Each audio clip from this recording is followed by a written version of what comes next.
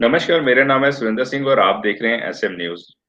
बहुत टाइम से बड़े-बड़े चैनलों पे बड़ी-बड़ी सेमिनार्स में अधिकांश डिस्कशन होता रहता है कि भगवान है या नहीं है। आज इसी चर्चा पर हमारे साथ बात करने के लिए हैं वीरेंद्र सिंह जी। आपका स्वागत है सर हमारे चैनल में। जी नमस्कार, गुड मॉर्निंग सभी दर्शकों को मेरा जय भीम नमो बुद्धाय। जी। सिंह साहब, अधिकांश लोग इस चर्चा पर बात करने से कतराते हैं, लेकिन ये बहुत महत्वपूर्ण सवाल भी है और आप एक बहुजन समाज को भी रिप्रेजेंट्स करते हैं और बहुजन समाज के अधिकांश लोग बहुजनों के भगवानों के अगेंस्ट ही खड़े नजर आते हैं कि भगवान नाम की कोई चीज नहीं है। आखिर अब भगवान है या नहीं है, और भगवान है तो कहाँ से आया है, ये हम आपसे जानना चाहेंगे। बताएं। बहुत ये नाजुक सवाल है और अच्छा सवाल भी है, जी। क्योंकि भगवानों के नाम पे आजकल इस देश में ही नहीं जी। दुनिया में बहुत कुछ भ्रांतियां फैली हुई हैं। जी। तो भगवान है या नहीं है ये तो मैं भी नहीं कह सकता, क्योंकि मैं इतना बड़ा विद्वान नहीं हूं कि मैं कह पाऊं कि भगवान है या नहीं है। इसके बारे में हमें नहीं पता भगवान है या नहीं है। तथागत गौतम बुद्ध बहुत बड़े दार्शनिक हुए हैं, उन्होंने भी इस बात को कहा है कि जिसके बारे में नहीं पता तो हम ये नहीं कह सकते कि भगवान है या नहीं है। लेकिन भगवान का जो कंसेप्ट है, जो भगवान बनाए हैं, वो क्यों बनाए, किसने बनाए, कब बनाए, ये हमें जानना बहुत जरूरी है। क्योंकि आज जिस भगवानों की हम बात करेंगे वो ईश्वर या गॉड या वो नहीं है, वो भगवानों की बात है कि जो भगवान इंसान ने बनाए। एक तो फिलॉसफी यह है कि भगवान ने दुनिया बनाई, इंसान बनाए, और दूसरे भगवान हैं कि जो इंसानों ने भगवान बनाए। तो जो इंसानों ने भगवान बनाए, हम उन भगवानों की बात करेंगे कि इंसान ने भगवान क्यों बनाए, कब बनाए, कैसे बनाए और क्यों बनाए। ये जानना हर किसी को, केवल बहुजन समाज की बात नहीं है, यहाँ इंसान की बात है, सर्व समाज की बात है, मानवता की बात है। तो हर किसी को ये पता होना चाहिए कि जिनकी हम पूजा कर रहे हैं, जिनकी स्तुति कर रहे हैं, वो आखिर कौन है, कहाँ से आए, हमें पूजा करनी है या नहीं करनी, ये जानना बहुत जरूरी है। तो अगर भारत के परिप्रेक्ष्य में लें तो बहुत बड़ा इतिहास है, और शुरू करते हैं हम सिंध नदी की घाटी की सभ्यता से। सिंध नदी की घाटी की सभ्यता इस देश की सबसे उच्च कोटि की सभ्यता थी दुनिया में। वो सभ्यता किन्हीं कारणों से ध्वस्त हो गई, और जब पुनः मानव जीवन का पुनर्भाव हुआ, पुनः जब यहाँ प्रगति का या जो विकास हुआ, उसके बाद विकास के बाद यहाँ भारत में बाहर से लोगों का आगमन हुआ, दूसरे देशों से लोगों का आगमन हुआ, जिनको आर्य भी कहते हैं या अलग अलग नामों से जिनको कहते हैं, उनका आना यहाँ शुरू हुआ। उन्होंने जहाँ के भोले भाले लोग थे, सिंध नदी की सभ्यता की बात करें तो उत्कृष्ट कोटि की सभ्यता थी। यहाँ मानव मानव में कोई भेद नहीं था, अच्छी सभ्यता थी। तो ऐसी सभ्यता में जब बाहर के लोग आए, बाहर के लोग जो है चतुर और चालाक थे, यहाँ के लोग भोले भाले थे। तो यहाँ के लोगों को, जिसे हम सुर असुर संग्राम कहते हैं या राक्षस दैत्य और देवता संग्राम कहते हैं, इसकी कहानी बहुत लंबी है, बहुत बड़ी है। ये संग्राम होते रहे, उसके डिटेल में मैं नहीं जाऊंगा, लेकिन ये जो संग्राम हुए, ये जो लड़ाइयां लड़ी गई, आर्य अनार्य की लड़ाइयां, असुर असुर की लड़ाइयां, देवता और राक्षस की लड़ाइयां, ये सब यहाँ के मूल निवासी जो थे उनके और जो बाहर से लोग आए उनके बीच की लड़ाइयां थी। उनके बीच की लड़ाइयों में इन देश के मूल निवासियों के जो 5 बल होते हैं वो छीन लिए गए। 5 बल कौन से होते हैं? पहला होता है जनबल, लोगों का इकट्ठ, उसको तोड़ दिया गया, अलग अलग जातियों में बांट दिया गया, अलग अलग धर्मों में बांट दिया गया, अलग अलग जगहों में बांट दिया, वो तोड़ दिया। जनबल के बाद धनबल, धन रखने का अधिकार छीन लिया गया। उसके बाद बाहुबल, बाहुबल जो हमारी ताकत होती है, शक्ति होती है, वो हमसे छीन ली गई, हमें हथियार रखने का अधिकार छीन लिया गया। उसके बाद विद्या बल कि जो पढ़ाई लिखाई ज्ञान होता है, विद्या से हमें वंचित कर दिया, विद्या के दरवाजे बंद कर दिए गए, विद्या बल छीन लिया गया। और उसके बाद सबसे महत्वपूर्ण है मनोबल। जब ये चारों बल खत्म हो गए तो मनोबल इंसान का खत्म हो जाता है, और जब मनोबल इंसान का खत्म हो जाता है तो फिर वो लाचार, हताश और गुलाम बन जाता है। इस तरीके से इस देश के मूल निवासी जो थे उनको व्यवस्था ने गुलाम बनाया, और गुलाम बनाने के बाद एक खड़ी व्यवस्था बनाई गई इस तरीके से। ये जो व्यवस्था है, ये जो ऊपर है सिर्फ 3% लोग और नीचे ये 97% लोग, तो ये इस व्यवस्था को बनाने वाले हैं, ये बेनिफिशियरी ऑफ सिस्टम है, ये इस व्यवस्था के शिकार हैं, ये विक्टिम ऑफ दिस सिस्टम है। तो जब ये व्यवस्था बन गई तो सबसे ज्यादा फायदा ये उठा रहे हैं, सबसे ज्यादा नुकसान इनका हो रहा है।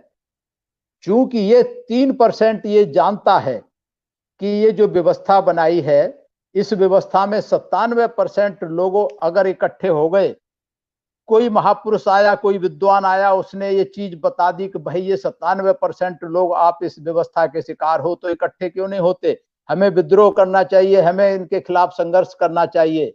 और इनको ये पता है 3% लोगों को कि जिस दिन ये 97% तो छोड़ो, 50% भी अगर इकट्ठे हो गए, 50% लोगों की समझ में आ गया कि ये जो व्यवस्था बनाई है ये किसी और ने नहीं बनाई है, ये इंसान ने बनाई है। इसलिए इन्होंने क्या किया, इस व्यवस्था को बनाने के बाद, ताकि ये जो 97% लोग हैं विद्रोह ना करें, इनको धीरे धीरे भगवान बनाए गए। कैसे बनाए गए? सबसे पहले प्रकृति की जो शक्तियां थी उनकी पूजा कराई गई। जैसे सूरज, सूरज दिखता है सबको, उसकी पूजा कराई, सूरज से जीवन मिलता है। वायु की पूजा कराई, इंद्र के नाम से वर्षा की पूजा कराई, अग्नि की पूजा कराई। ये सब पूजा इंसान ने कर ली। इनमें जब विश्वास हो गया, उसके बाद पशु पक्षियों की पूजा कराई गई। शेर बहुत ताकतवर है, उसकी पूजा कराई गई। हाथी की पूजा कराई गई, उल्लू की पूजा कराई गई, कौआ की पूजा कराई गई, सांप की पूजा कराई गई, बिच्छू की पूजा कराई गई, और लास्ट तक अगर कह दें तो हम चींटी से लेकर के हाथी तक जितने जानवर हैं सबकी पूजा करा दी गई। उसके बाद पेड़ों की पूजा आती है। पेड़ों की पूजा में तुलसी की पूजा करा दी, नीम की पूजा करा दी, पीपल की पूजा करा दी, बरगद की पूजा करा दी, और न जाने जाने कितने पेड़ों की इन्होंने पूजा करा दी। जब जानवरों की पूजा करा दी, पेड़ों की पूजा करा दी, जो उस समय राजा होते थे, प्रभावशाली लोग होते थे, उनकी पूजा करा दी। उसके बाद इस व्यवस्था ने ये चेक करने के लिए कि इनके अंदर कितना बुद्धि विवेक बचा है, और अंत में गोबर की पूजा करा दी। गोबर की पूजा पता है आज भी होती है। देश आजाद इतना हो गया और सभ्यता कहां से कहां पहुंच गई है, लेकिन गोबर की पूजा आज भी होती है, और बाकायदा उसके लिए सरकारी छुट्टी होती है। आप लोगों को पता होगा, दिवाली के बाद गोवर्धन पूजा का त्योहार आता है, और गांव में क्या शहर में गोबर ला करके अच्छे अच्छे घरों में गोबर के मूर्तियां बनाई जाती हैं, और उनकी पूजा की जाती है 8 दिन तक बाकायदा। उसके बाद उनका विसर्जन किया जाता है।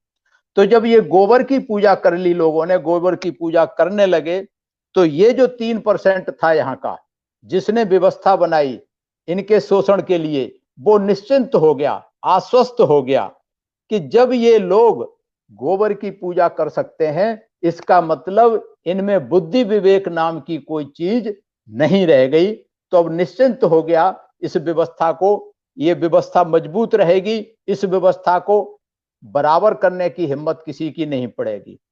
और क्या किया, भगवान बना के सिर्फ नहीं छोड़ दिए, भगवान बनाने के बाद ये जो व्यवस्था बनाई, इस व्यवस्था में जो लोग नीचे हैं, खास करके यहां जो लोग हैं, इनके दिमाग में एक चीज ये पैदा कर दी कि ये जो तुम यहां व्यवस्था में नीचे पैदा हुए हो, ये तो तुम्हारा भाग्य खराब था,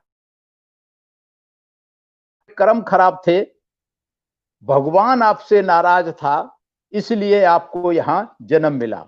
अगर आपका भाग्य अच्छा होता, अगर आपके पिछले जन्मों के कर्म अच्छे होते, तो आप भी यहां पैदा हो सकते थे। और इनके दिमाग में ये बात डाल दी कि इसमें इसका कोई कसूर नहीं है। किसका कसूर है? कसूरवार खुद को ठहरा दिया कि ये मेरा कसूर है, कि मेरा भाग्य खराब था, मैंने पिछले जन्मों में बुरे कर्म किए थे, भगवान मेरे से नाराज था, इसलिए मैं यहां पैदा हुआ।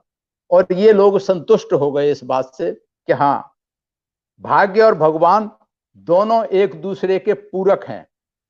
जहां भाग्य आता है वहां भगवान भी आता है, और जहां भगवान आता है वहां भाग्य आता है। दोनों एक दूसरे के पूरक हैं, भाग्य और भगवान। तो इन्होंने ये दिमाग में घुसा दिया और इसके बाद एक काम किया कि और मजबूती रहे, ये कोई विद्रोह ना करे। खास करके अब मैं हिंदू धर्म की बात करता हूं, हिंदू व्यवस्था की बात करता हूं, भारत के भगवानों की बात करता हूं। तो जो भारत के भगवान हैं, जितने देवी देवता भगवान हैं, उन सबके हाथ में हथियार हैं। अगर 4 हाथ हैं तो 3 हाथ में हथियार हैं, अगर 6 हाथ हैं तो 5 हाथ में हथियार हैं, अगर 12 हाथ हैं तो 11 हाथ में हथियार हैं। केवल एक हाथ बचा है, वो भी मैं सोचता हूं मजबूरी में शायद खाना खाने के लिए छोड़ रखा होगा, उसमें हथियार नहीं है। तो इस तरीके से हथियारों से लैस कर दिए सारे भगवान। अब हथियार की जरूरत किसे पड़ती है, क्यों पड़ती है? हथियार की जरूरत पड़ती है में आत्मरक्षा के लिए, कि मेरी जिंदगी को कोई, मेरी जान को कोई खतरा है तो हम रिवॉल्वर या बंदूक का लाइसेंस लेते हैं, खरीदते हैं। या हमारी संपत्ति को कोई खतरा है, तो जो भगवान थे उनकी जान को कोई खतरा नहीं, उनकी संपत्ति को कोई खतरा नहीं, तो फिर उन्होंने हथियार क्यों रखे? ये हथियार जो भगवानों के हाथ में हैं, ये इन लोगों में, ये जो 97% लोग हैं, 97% लोगों में दहशत पैदा करने के लिए इनके हाथ में हथियार दिए गए कि अगर आप देवी दुर्गा की बात नहीं मानोगे तो वो शेर छोड़ करके आपको नष्ट कर देगी। अगर आप श्री कृष्ण की बात को नहीं मानोगे तो सुदर्शन चक्र छोड़ करके आपका सिर कलम कर देंगे। अगर हनुमान की बात को नहीं मानेंगे तो गदा से आपका सिर फोड़ देंगे। अगर रामचंद्र की बात नहीं मानोगे तो तीर कमान से आपकी हत्या कर देंगे। इस तरीके से जितने भगवान, जितने हाथ, उतने हथियार। तो इन हथियारों से एक दहशत पैदा हुई, और हमारे दिमाग में ये डर कैसे घुसा, ये भी हमें जानने की जरूरत है। क्योंकि जब बच्चा घर में पैदा होता है, हर घर में आज भी भांति भांति के भगवान दीवारों पर लटके हुए हैं। और मैं अगर बहुजन समाज के लोगों की बात करूं, तथाकथित अम्बेडकरवादियों की बात करूं, तो उनके घर में भी जाएंगे तो मेरे ख्याल से 98-99% उनके घरों में भी भगवानों के फोटो लगे हुए हैं और उन भगवानों के हाथ में हथियार हैं। तो जो बच्चा पैदा हुआ है घर में, बेड पे लेटा हुआ है, जब लेटते हुए भी दिखते हैं दीवार पे भगवान, भगवानों को देखता है, उसे पता नहीं ये कौन है, और उन भगवानों के सामने उनके मम्मी पापा भाई बहन परिवार के जितने लोग हैं सुबह नहा धो करके अगरबत्ती धूप बत्ती लगाते हैं और गिड़गिड़ाते हैं हाथ जोड़ के उनके सामने कि हे भगवान मेरी रक्षा करना, मेरी मदद करना। तो उस बच्चे के अंदर उसके जो सबकॉन्शियस माइंड है, जो अवचेतन मन है, अवचेतन मन में बिना किसी सोचे समझे, उनको समझ नहीं है, सोच नहीं है, लेकिन अवचेतन माइंड जो रोज देख रहा है उनके मम्मी पापा, और बच्चे के लिए मम्मी पापा सबसे आदर्श होते हैं, पावरफुल उसके लिए होते हैं, ताकतवर होते हैं बच्चे के लिए। तो जब बच्चा ये देखता है कि मेरे मम्मी पापा इतने ताकतवर हैं, समर्थ हैं, सक्षम हैं, फिर भी इन भगवान के आगे गिड़गिड़ा रहे हैं, हाथ जोड़ के इनसे रहम की भीख मांग रहे हैं, तो जरूर इनके अंदर ताकत होगी, इन हथियारों का ये बल प्रयोग करते होंगे। तो उस बच्चे के दिमाग में ना चाहते हुए वो डर उसके अवचेतन मन में घुस जाता है, और इतना आड़ा तिरछा होकर के घुस जाता है कि वो जिंदगी भर नहीं निकलता।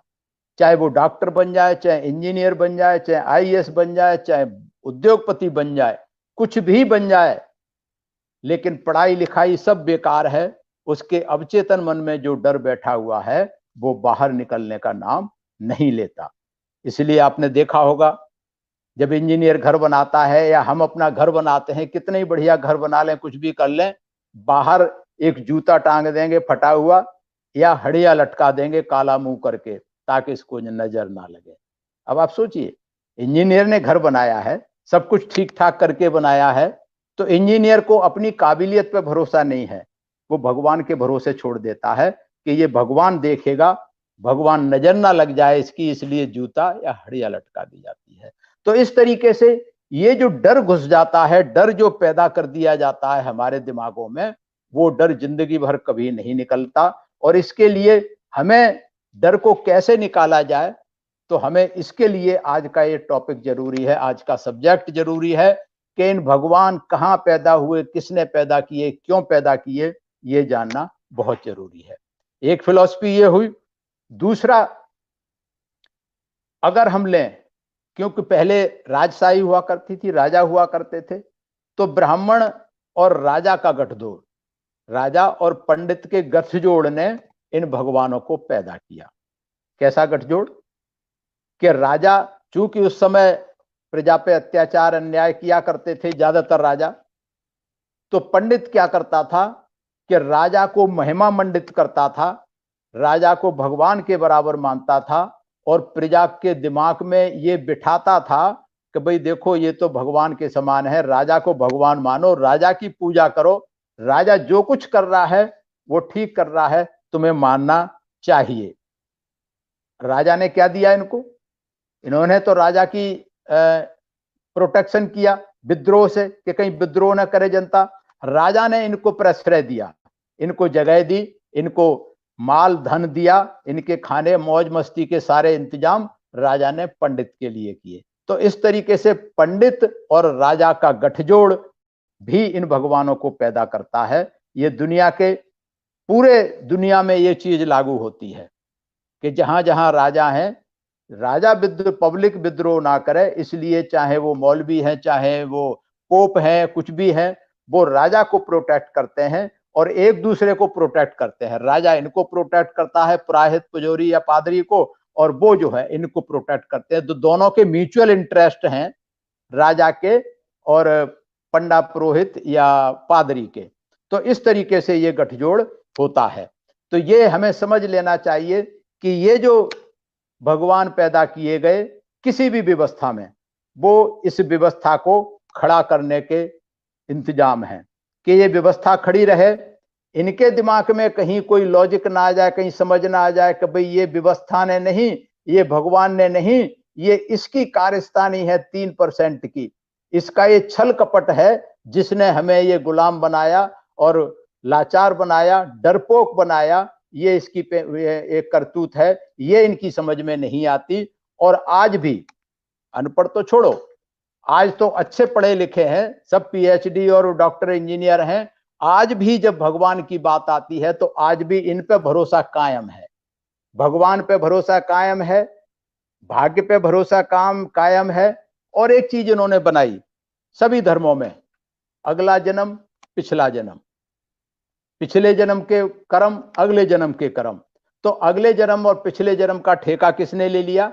इन्होंने पुनः, इन्होंने इनके दिमाग में ये भर दिया कि देखो भाई, अभी तो हम कुछ नहीं कर सकते, आप तो पैदा हो गए, पिछले जन्मों के बुरे कर्मों की वजह से या भाग्य खराब था या भगवान नाराज था, अगले जन्म की हम गारंटी ले सकते हैं कि अगले जन्म में आपको हम यहां पैदा करा देंगे।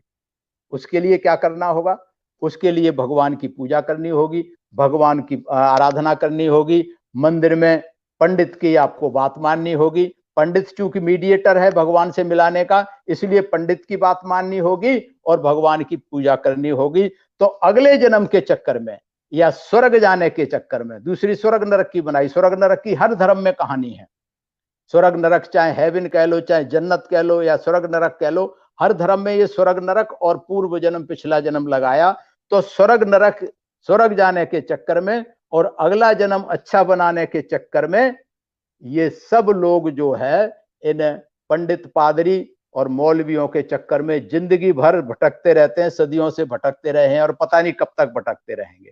इसलिए इनको जानना जरूरी है कि ये जो दुनिया भर के अंधविश्वास पाखंड भगवान ये रच दिए, पैदा कर दिए, ये सब इनकी कारस्तानी है, इनकी नेक नियत नहीं है। इन्होंने छल कपट के लिए ये सब पैदा किए हैं।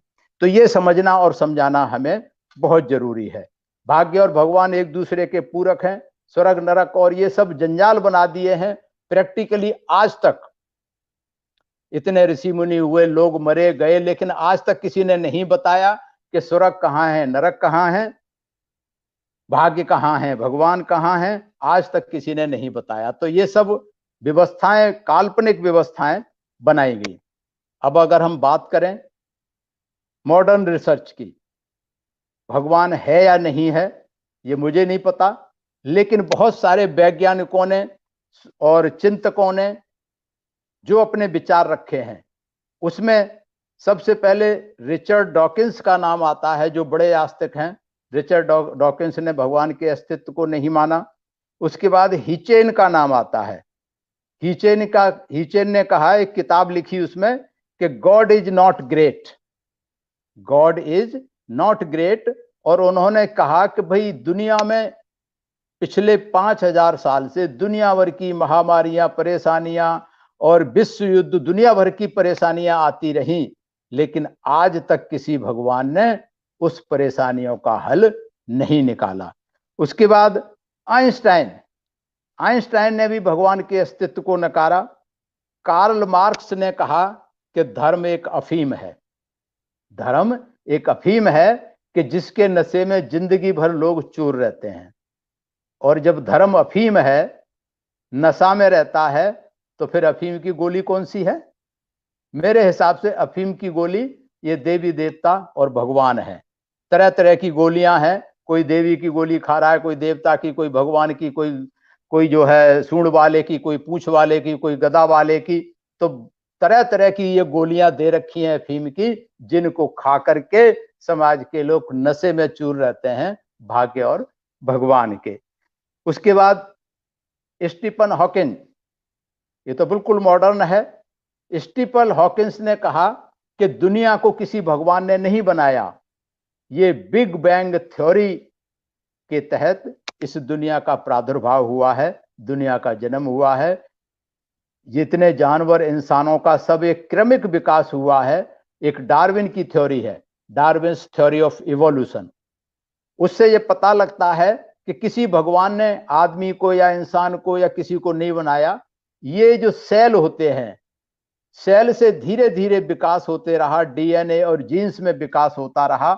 उसी हिसाब से ये दुनिया भर के जो जानवर, पशु पक्षी बने, पेड़ पौधे बने, ये धीरे धीरे क्रमिक विकास हुआ है। हजारों साल, लाखों साल लगे हैं इस विकास में।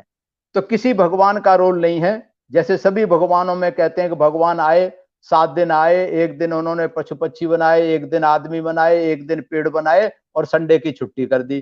तो आज तक भी संडे की छुट्टी मनाई जाती है, भगवान ने भी छुट्टी मनाई थी, खास करके अगर क्रिश्चियनिटी की बात करें। इसी तरीके से हिंदू धर्म में भी सबने है कि भाई एक ने ये बनाया, एक दिन ये बनाया, एक दिन राक्षस बनाए, एक दिन ये बनाए, वो बनाए। तो इस तरीके से एक दिन में कोई नहीं बना सकता, न बन सकता।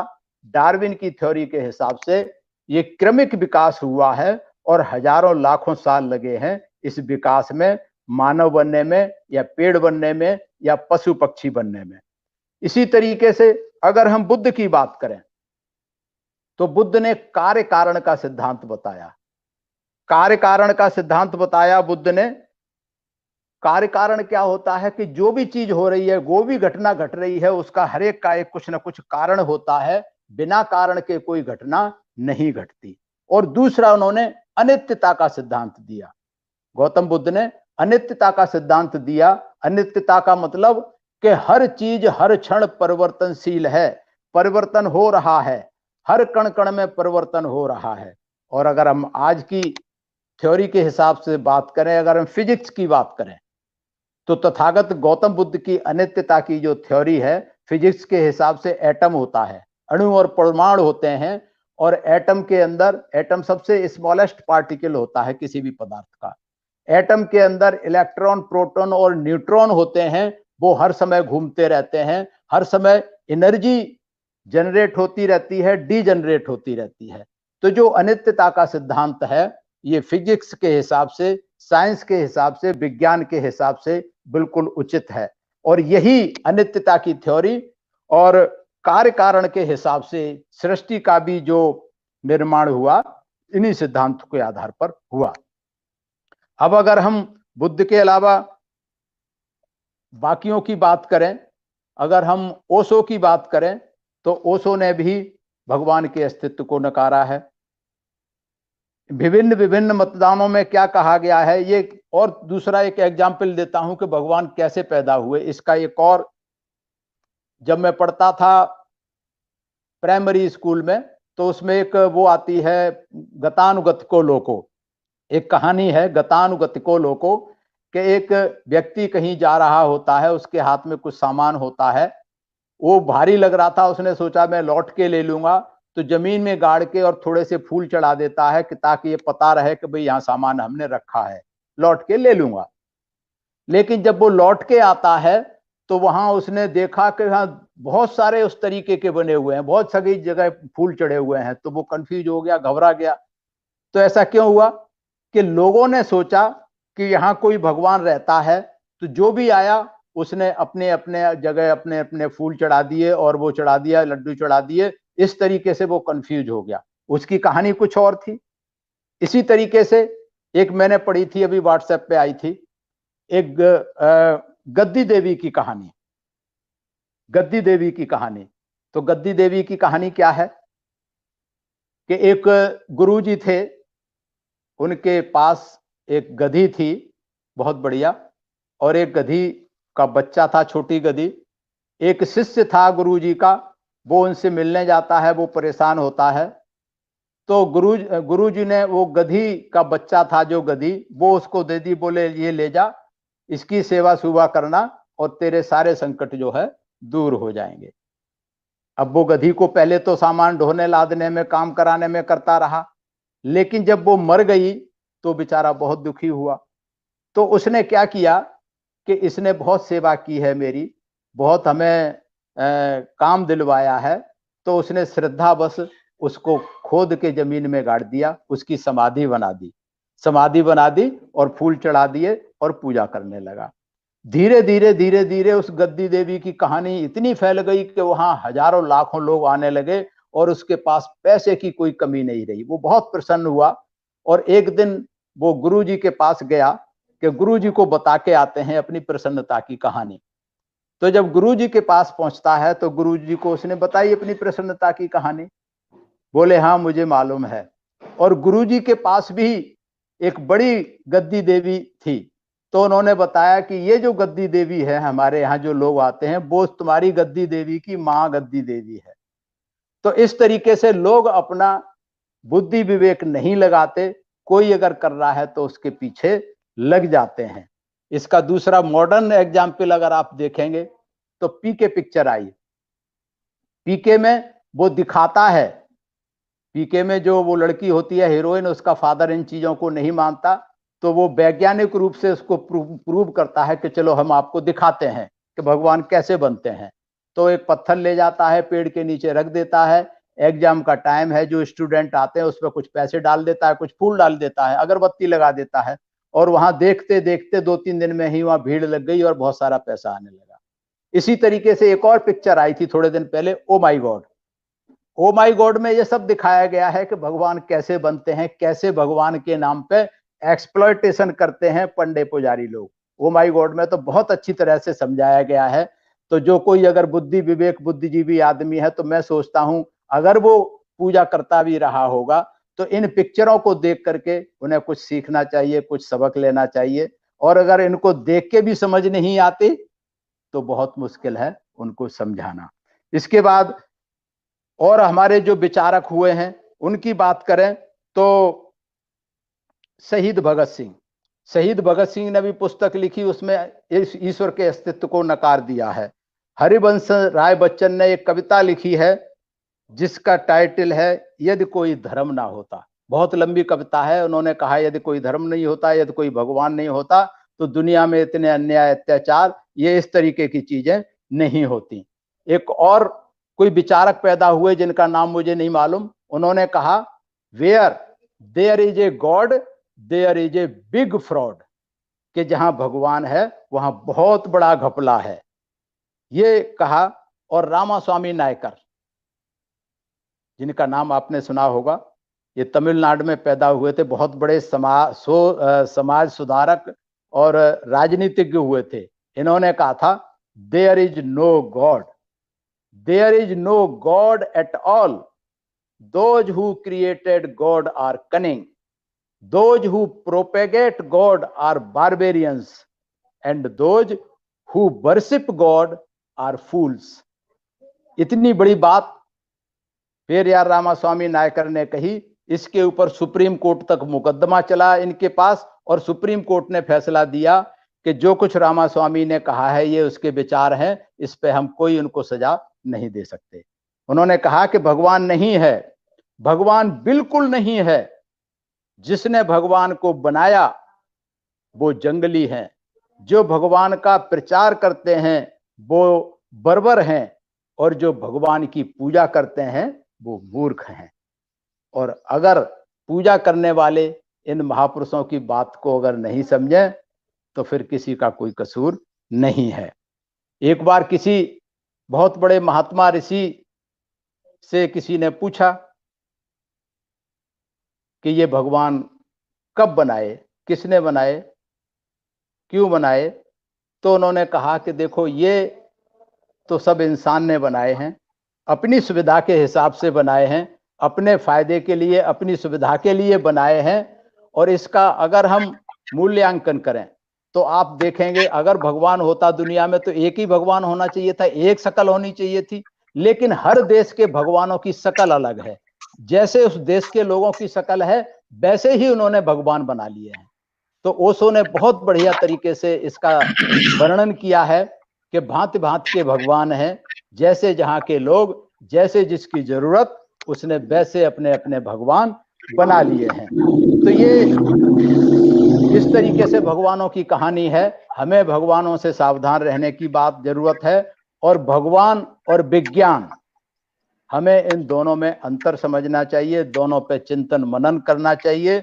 और श्रद्धा और सोच कि जहां भगवान होता है वहां श्रद्धा होती है, जहां श्रद्धा होती है वहां अंधविश्वास होता है, और जहां अंधविश्वास होता है वहां पाखंड होता है, और जहां अंधविश्वास और पाखंड होता है वहां हमारे दिल और दिमाग में डर पैदा हो जाता है। जी सुरेंद्र जी, कुछ सिंह साहब, बहुत अच्छे तरीके से आपने बताया कि भगवान है या नहीं है। आपने एक एक सब्जेक्ट को लेकर क्लियर करा। लेकिन अगर भगवान है भी तो सिर्फ भारत में ही क्यों है, बाकी देश की इतनी सारी दुनिया में क्यों नहीं है, वो भी थोड़ा सा बताएं। नहीं, दुनिया में है, भारत, भगवान दुनिया में है, ऐसा नहीं है कि सिर्फ भारत में है। लेकिन भारत में एक अलग तरह के भगवान हैं और दुनिया में अलग तरह के भगवान हैं। क्योंकि भारत में जितने भगवान देवी देवता हैं, हर एक के हाथ में हथियार हैं। दुनिया के जो दूसरे धर्म है, भगवान है, उनके हाथ में हथियार नहीं है। जैसे क्रिश्चियंस के भगवान यीशु हैं, उनके हाथ में कोई हथियार नहीं है, उन्होंने मानवता की बात की। मुस्लिम धर्म की बात करें तो मोहम्मद साहब हैं, उनके हाथ में भी कोई हथियार नहीं है, उन्होंने भी मानवता भाईचारे की बात की। अगर हम सिख धर्म की बात करें तो नानक देव के हाथ में कोई हथियार नहीं है। अगर हम महावीर की, जैन धर्म की बात करें तो महावीर के हाथ में हथियार नहीं है। अगर हम बुद्ध धर्म की बात करें तो बुद्ध के हाथ में हथियार नहीं है। तो ये धर्म का धंधा तो दुनिया में है, ऐसा नहीं है सिर्फ भारत में है। लेकिन भारत में ज्यादा है, भारत में भांति भांति के भगवान हैं। एक ये भी फर्क समझ लें कि जो दूसरे धर्म है, जो क्रिश्चियन धर्म है, उनका एक भगवान और एक धर्मशास्त्र बाइबल। जो मुस्लिम धर्म है उनका एक भगवान, एक किताब कुरान। अगर हम हिंदू धर्म की बात करें तो 33 करोड़ भगवान और 33 करोड़ किताबें। इनका कोई एक भगवान नहीं है, कोई कुछ नहीं। इसलिए यहाँ विकृतियां ज्यादा हैं, हमारे यहाँ समस्या ज्यादा है, विकृतियां ज्यादा हैं। और हमारे धर्म में और बुद्ध धर्म में, मतलब दुनिया के दूसरे सारे धर्म और एक बुद्ध धर्म, बुद्ध धर्म को वैज्ञानिक धर्म माना जाता है। क्यों माना जाता है? कि दुनिया के सारे धर्म सिखाते हैं। हिंदू धर्म सिखाता है कि आप कुछ भी करो, दंड फंद कुछ भी करो, आप मंदिर में एक बार भगवान से माफी मांग लो या गंगा में स्नान कर लो, आपके सारे पाप धुल जाएंगे। क्रिश्चियंस कहते हैं कि आप कुछ भी करो, एक बार चर्च में जाकर के कन्फेस कर लो, अपनी गलती को मान लो, यीशु तुम्हें माफ कर देंगे, तुम्हें जन्नत मिलेगी। इसी तरीके से मुस्लिम धर्म कहता है कि आप कुछ भी करो, एक बार अल्लाह ताला के सामने मस्जिद में जाके कबूल कर लो अपना गुनाह, अल्लाह तुम्हें माफ करेगा, तुम्हें जन्नत मिलेगी। लेकिन केवल बुद्ध धर्म दुनिया में ऐसा धर्म है जो कहता है कि नहीं, आप जो करोगे उसका फल मिलेगा और आपको ही मिलेगा और अवश्य मिलेगा। तो ये जो दूसरे धर्म है, दुनिया भर के अन्याय अत्याचार होते हैं, उन धर्म की फिलॉसफी ये है कि आप कुछ भी कर लो और मंदिर में मान लो। इसलिए जितने अपराधी पापी लोग हैं, ये अपराध करते हैं, उल्टे सीधे काम करते हैं और भगवान को रिश्वत के नाम पे वहां भी थोड़ा सा हिस्सा चढ़ा देते हैं, लड्डू चढ़ा दिए, 1000 2000 10-20 लाख पैसे चढ़ा दिए और उनको अपने गुनाहों का भागीदार बना लेते हैं भगवान को कि तू भी मेरे पापों का हिस्सेदार है, भागीदार है। लेकिन बुद्ध ने कहा कि नहीं, मैं मुक्तिदाता नहीं हूं, मैं मार्गदाता हूं, कि मैं किसी की मुक्ति नहीं कर सकता कि आप पाप करो, अन्याय करो और मेरे पास आ जाओ, मेरे मंदिर में आ जाओ, हम आपको मुक्त कर देंगे। नहीं, उन्होंने कहा हम आपको मार्ग दिखा सकते हैं, उस मार्ग पे चलना आपको ही पड़ेगा। तो इसलिए अगर दुनिया में सबसे कोई वैज्ञानिक धर्म है तो वो बुद्ध धर्म है। बुद्ध धर्म भाईचारा, मानवता सिखाता है। बाकी धर्म जो है मानवता को खत्म करने का काम करते हैं। और अगर हिंदू धर्म की बात करें तो 6743 जातियों में धर्म के नाम पे बांटा गया है। तो ये आपस में बैर, आपस में वैमनस्य, आपस में गैर बराबरी, आपस में ऊंच नीच सिखाते हैं। ये सब इस देश में भाग्य और भगवान के नाम पर होता है। एक अभी व्हाट्सएप पे आपने भी देखा होगा, एक मैसेज आता है कि दुनिया में धर्म का धंधा है, लेकिन अफसोस ये है कि पढ़ा लिखा भी अंधा है। तो पढ़े लिखे लोगों की जो जिम्मेदारी होनी चाहिए, अंधा नहीं होना चाहिए, लेकिन पढ़ा लिखा अंधा है। ये बहुत बड़ी समस्या है हमारे देश की और दुनिया की कि पढ़ा लिखा व्यक्ति लॉजिकली नहीं सोचना चाहता, अपनी पढ़ाई लिखाई को धर्म में नहीं लगाना चाहता।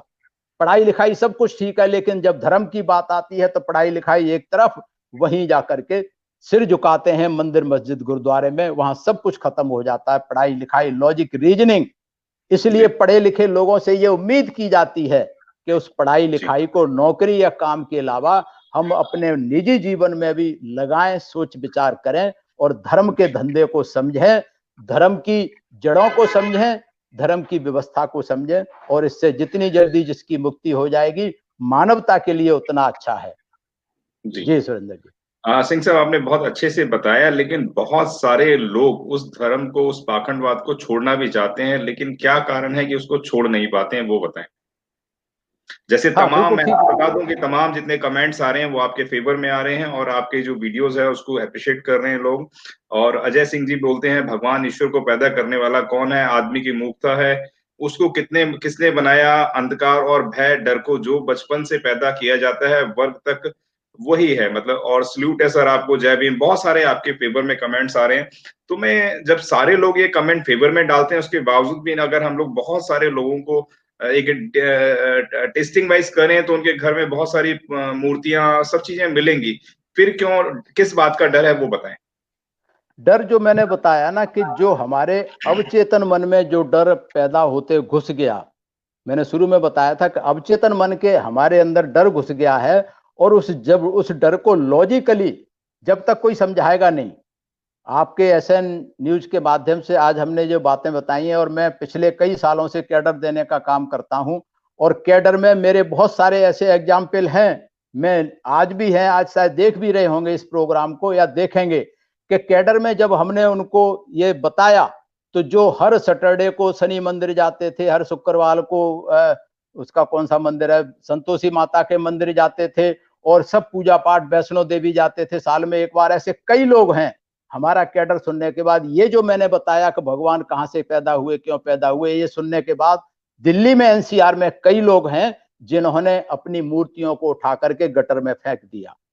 तो मैं उनकी गलती नहीं मानता, मैं गलती मानता हूं मेरी अपनी और आपकी एसएम न्यूज की, कि आपने ऐसा कोई कार्यक्रम नहीं चलाया जो आप लोगों को बताएं कि ये भगवान भाग्यों का डर, इसको निकालें, आप लोग इसको लॉजिकली बताएं, समझाएं। अगर लॉजिकली हम बताएंगे, समझाएंगे तो लोग मानेंगे, लोग समझेंगे। और मैं सोचता हूं कि ये मेरा अपना पर्सनल व्यू है, किसी को किसी धर्म की या भगवान की जरूरत नहीं है जिंदा रहने के लिए। मैंने आज तक किसी धर्म को नहीं मानता मैं, और मुझे कोई दिक्कत ही नहीं है। मैं बढ़िया, हमारा लाइफ रहा, बढ़िया नौकरी मिली, सब बढ़िया है, घर मकान है, इसमें किसी भगवान का कोई रोल नहीं है। और अगर रोल है तो उन महापुरुषों का रोल है कि जिन्होंने हमें पढ़ने का अधिकार दिया, जिन्होंने हमें नौकरी का अधिकार दिया, जिन्होंने हमें मान सम्मान दिया, उन लोगों का रोल है जो भगवान नहीं थे। हमने उनकी बात को माना, हमारे पूर्वजों ने उनकी बात को माना, और हम आज बिल्कुल मुक्त हैं, भय मुक्त हैं। मेरे अंदर, मेरे बच्चों के अंदर किसी देवी देवता का जरा सा भी डर और भय दिमाग में नहीं है। आज तक किसी मंदिर में नहीं गया, और मैं बिल्कुल क्या कहने चाहिए, स्वच्छंद प्राणी हूं।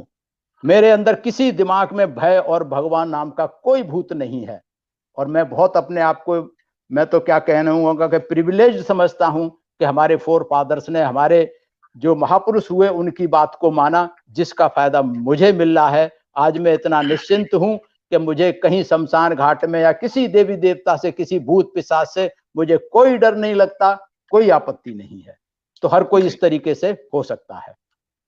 जितने भी श्रोता हमें देख रहे हैं, मैं उनको बोलूंगा कि अगर आप हमें YouTube पे देख रहे हैं तो हमें सब्सक्राइब करना बिल्कुल भी ना भूलें, और अगर आप हमें Facebook पे देख रहे हैं तो आप हमें शेयर, लाइक जरूर करें। उसका कारण है कि अगर आपको ये वीडियो अच्छा लगता है तो इसको जन जन तक पहुंचाएं, क्योंकि बहुत सारे सब्जेक्टों के ऊपर हम लोग R&D करते हैं, तब वो सब्जेक्ट्स आपके ऊपर लेकर आते हैं कि क्या आपके लिए बेसिक रिक्वायरमेंट होनी चाहिए सब्जेक्टों की। और सिंह साहब हमारे साथ कंटिन्यू जुड़े रहेंगे, और 10 से 10:30 के बीच वो हमारे साथ ऑनलाइन आएंगे। आप सभी जितने भी श्रोता हमें देख रहे हैं, ऐसे ही विषय हम लोग लेकर आएंगे। सिंह साहब कुछ कहना चाह रहे हैं? जी।